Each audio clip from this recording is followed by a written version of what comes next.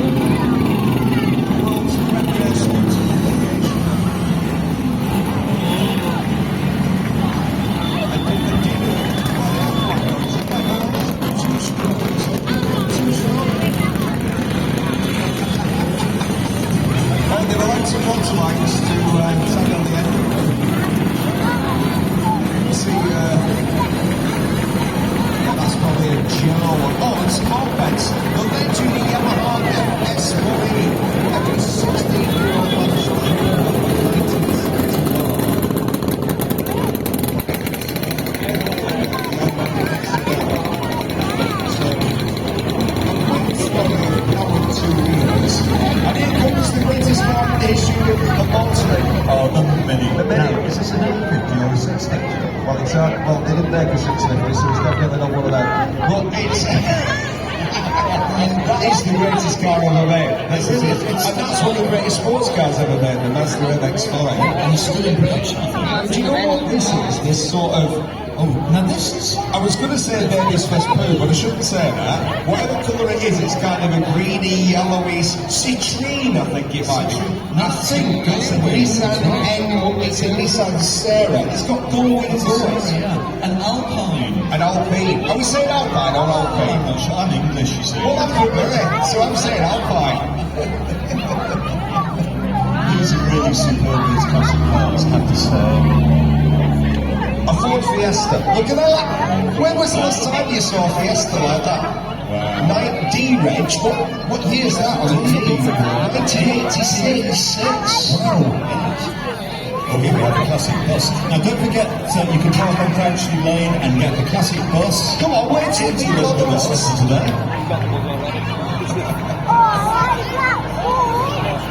Sportsman is a big feature of the historic transport. Is that peeking to Paris in a sunbeam Tiger? The Tiger, that's a Tiger, the red one, the V8 car. Wow, there's quite a few of them. I think that one that's got the registration TIG might be a Tiger. Just a guess. It's a good guess. There's a lot of them, isn't there?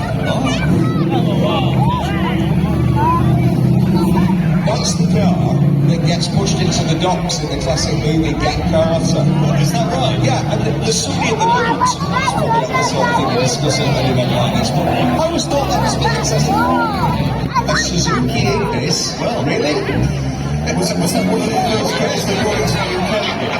I think we call that a future classic. That's what we say when we're on the Still be appreciated in value. Well, it's just a scooter. Absolutely wonderful.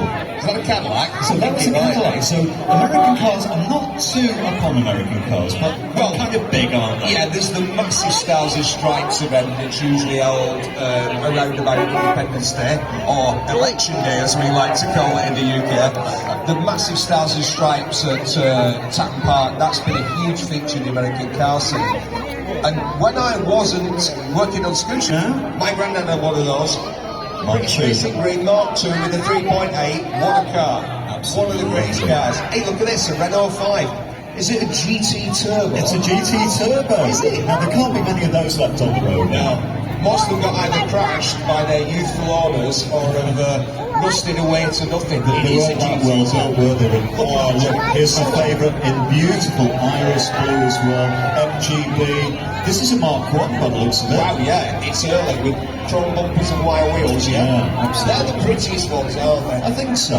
When they got the Ross style wheels and the rubber bumpers. Yeah, that was too modern. Yeah, too modern. Go on, what's that? Oh, now that is an Austin 7. Yeah. Followed by...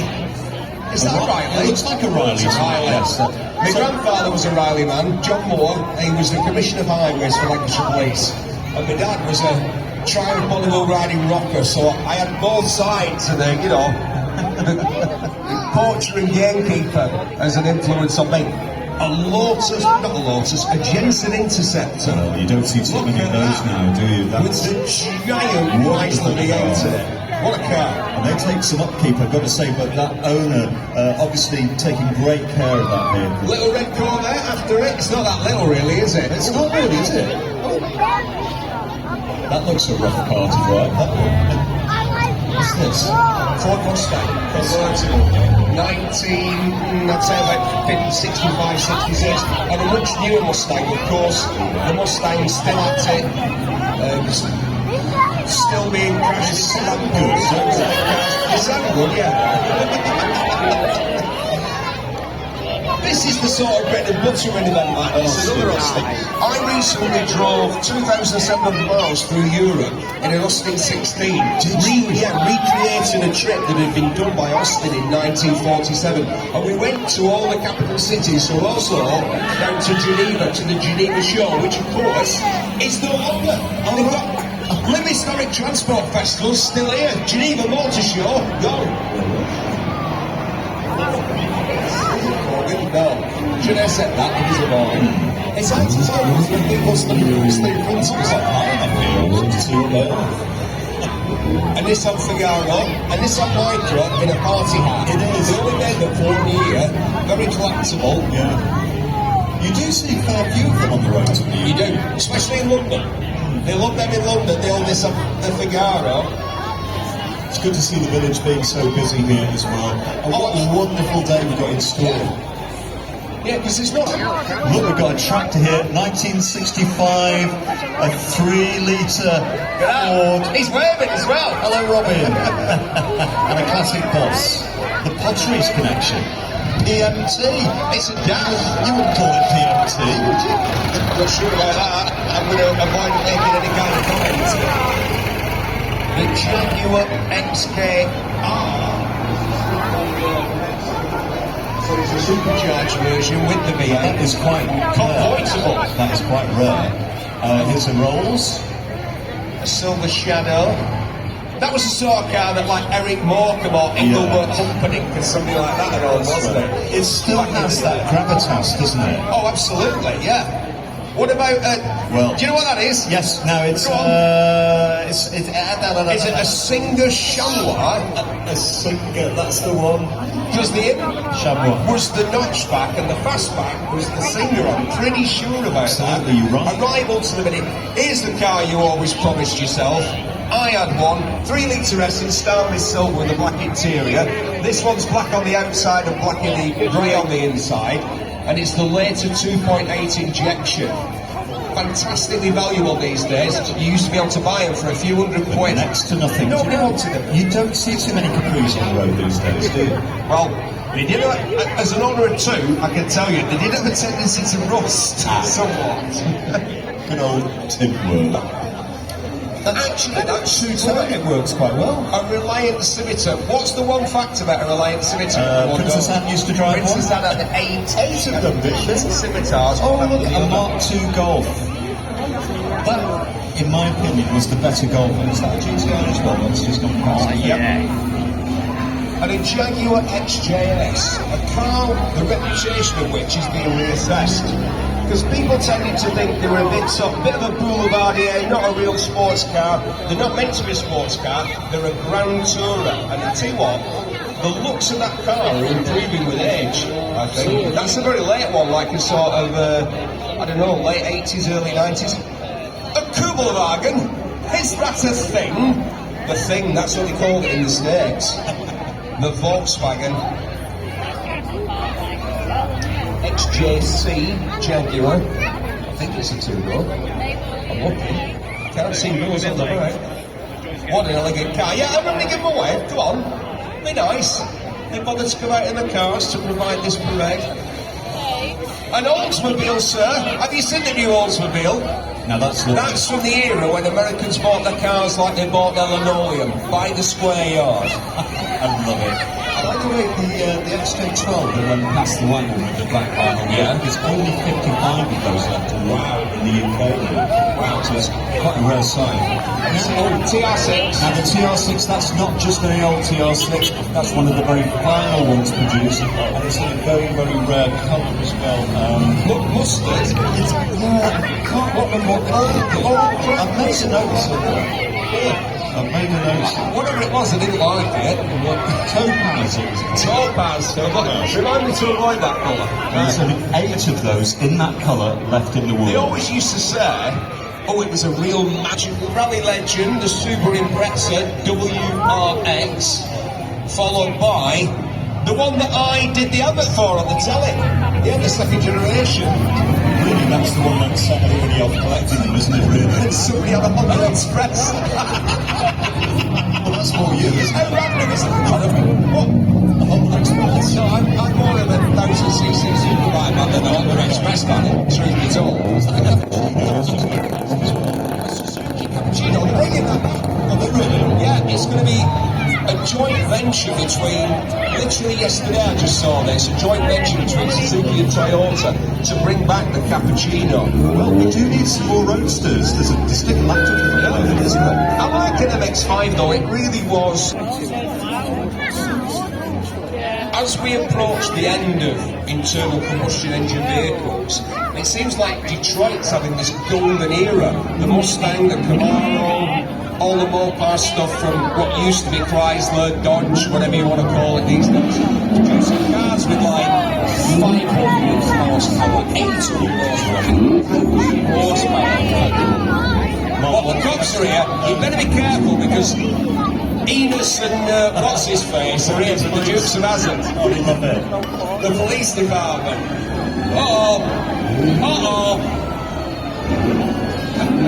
Here we have Paul Imagine stopped by a Hillman. Any motorcyclist that got pulled over by a Hillman wants to have a think about whether they should be actually riding. Another place got a monkey. Very hard beats, very small dude.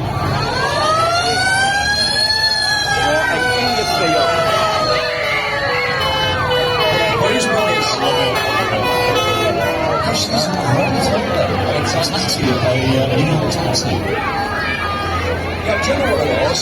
There's no room in the front at all. It's a massive car, and as the driver, you're like right up against the steering wheel. Because you're just getting paid to drive it. So, massive car and absolutely no room for the operator. Oh, classic cars. I saw a fellow on a penny farm and I didn't even want it. I wouldn't even like to get my leg over that. I would. It's a Marshall. It's not a penny farm. It's one of them things, yeah. There's some of the old pedal bikes. He's working it though, isn't he? Go on, get settling. It's not even quite easy. Being followed by the cops. I like the classic bicycle. I've got a 1952 Rally Superb. I've got an original Pinkerton, which is the original folding bicycle, which is made out of parts of a child's bike and a caravan. And that is right. And I tell you what, they are so dangerous. But not as dangerous as a penny farthing, which is why the bike... Remarkable though, look at that. British engineering at its finest. It really is. We did lead the Industrial Revolution, didn't we? Oh yeah. When in Rome, when in Lymm, do as the Romans do. Have you got a wire? What's the wire to check? Because there's no wrong with these wires, because there was... Try that one, Keir. That bend. It's remarkable. There's no wrong with the wires, there'll be a ball. They can be the way that they are. Absolutely. Because some of these steam traction engines here that we've got are going to be weighing up to 10 tons. Absolutely. And you think, how can it move along so quietly? Because of the brilliance of British engineering, as one of them just frightened the living what's-her-face. I think that's the next to it. Look at that! These are definitely labels of love. I mean, they must take such a long way. Well, my God, that's really Mercedes in 1910, the one that I've been out on, and it takes it at least an hour to just get steam up. And it sets off, obviously. And then the top speed's 10 miles an hour, and the brakes are marginal at best, it has to be said. I think it's incredible that we still allow these vehicles to be used on the road in the UK, because there are many parts of the world where they've just been built out. The recognition that this is our history, our heritage. This is where, particularly North England, we came. I mean, I'm a very lad. My family were brought up on Buckley Wells and Bury, playing sports with renovated by the Rileys. I'm a Riley on my mother's side, so I feel directly connected to our heritage of steam power. So you're telling me steam engines don't have, like, I don't know, ABS and things like that? No, sir.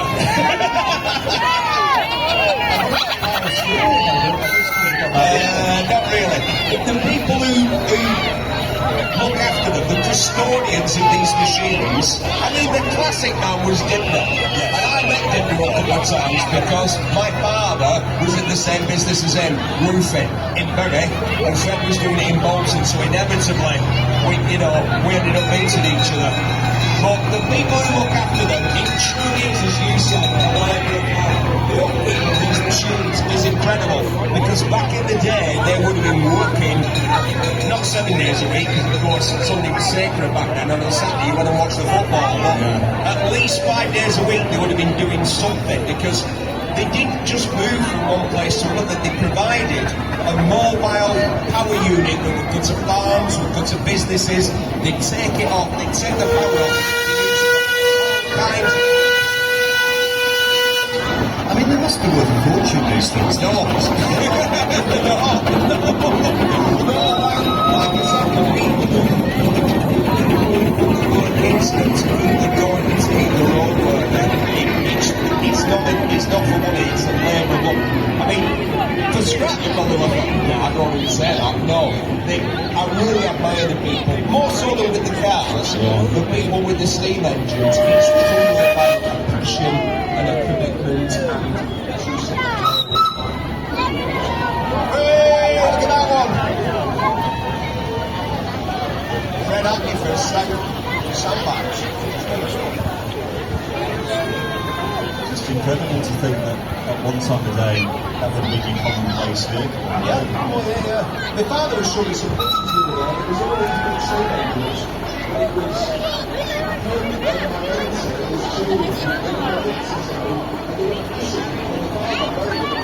taking the power off from one of these steam engines to do the threshing on my grandfather's farm back in the day. Yeah, they powered the Industrial Revolution, rather obviously. You can still watch Fred on YouTube, got YouTube in his day, and there's lots of Industrial engines. And if you go to Bolton, there is actually... It's usually 2 trips at the same time, that's right. So don't forget, if you're coming down to Lymm Historic Transport Day today, you might be best if you're parking to park at Crouchley Lane, the Rugby Club, and get the free shuttle service. There's a classic bus, there's a number of classic buses ferrying passengers to the service.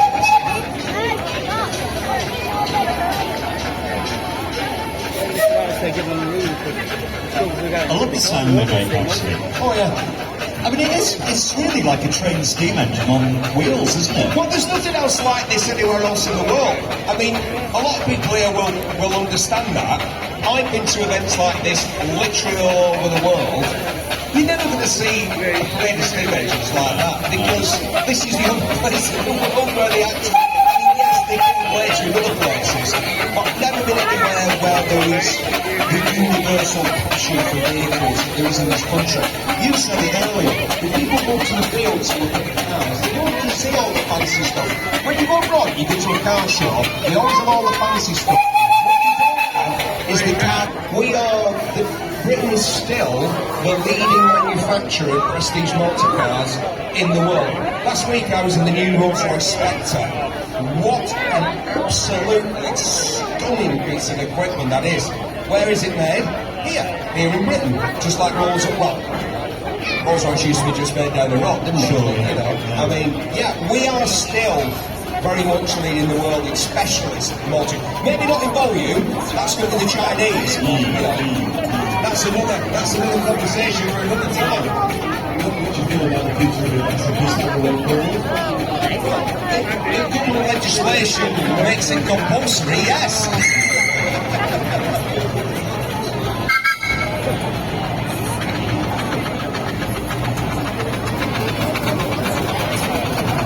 Steam would be cheap and still. You think we should go back to steam? Oh, why not? I quite like that. Although I think maybe getting steam up in the morning, taking an hour to get steam up, it might take the shine off. It's a good excuse to be late to work, though. Yeah. Well, the good thing is, if that solar flare that they're always predicting, that disables all the computers and actually happens, really unique place in the world, you could just go back to steam. In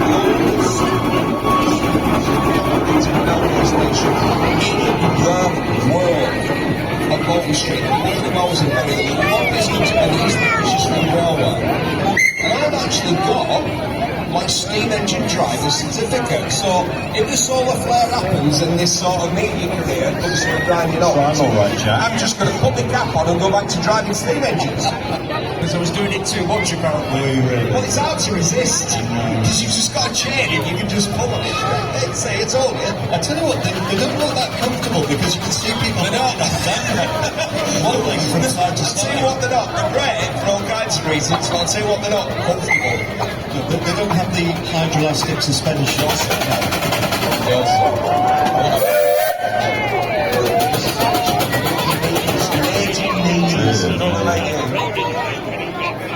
It's like Fred, this fella, isn't it? Doesn't it? He's got an urine dipper about it. Might be a relation.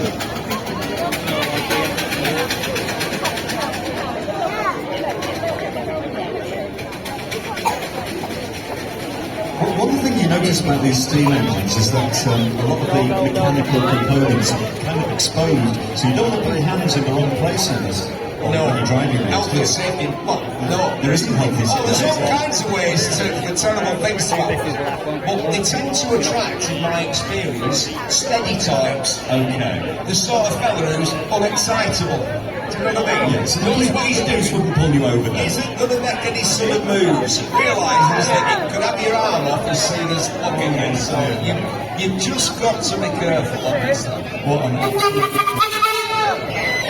So the steam parade is making its way up to the May Queen field right now. We've got a little break in the proceedings, but there'll be some more vehicles coming through. I believe we've got a tank coming through. We've had a Reliant Scimitar, and we're going to have a Scimitar tank, which I'm all in, isn't it? But of course, now BMW have the mini brand, and they've just brought out their latest version of it. I'm not so sure. I kind of like the look of the new one. It's moved quite a way away from the original design now, I would say. And it's massive. It is. It's not a mini anymore, is it? It's not a mini. They're just using the style, which I get. Oh, here's the tank. So this is a Scimitar as well, is it? I believe so, yeah.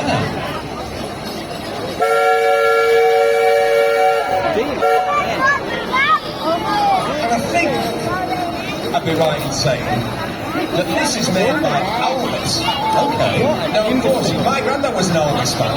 They made elegant Grand Tourism sports cars back in the day. In fact, I was recently in the world's fastest Elvis that belongs to a fella from Twitter.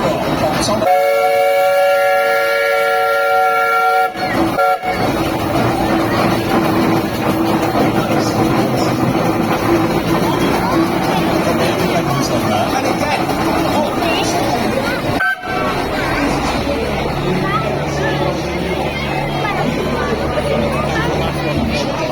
the street to the shops if you want to, and there are very few places in the world where they allow that, but this is one of them. I went to the co-op on tank once. Did you? Yeah, but when I got all the stuff, the woman said, "You're buying a lot." I said, "Well, I've got to feed an army, haven't I?" I was dressed as Mussolini at the time. That's another story, which we probably shouldn't go into. Right, well, the mass exodus of people tends to indicate that that's the end of the world. for your help with that. What we're going to do now, we're going to take some music and then we're going to get ourselves up on the do some more sights and sounds of Lymm Historic Transport Day 2024. Steve, thank you so much. Well, thank you so much for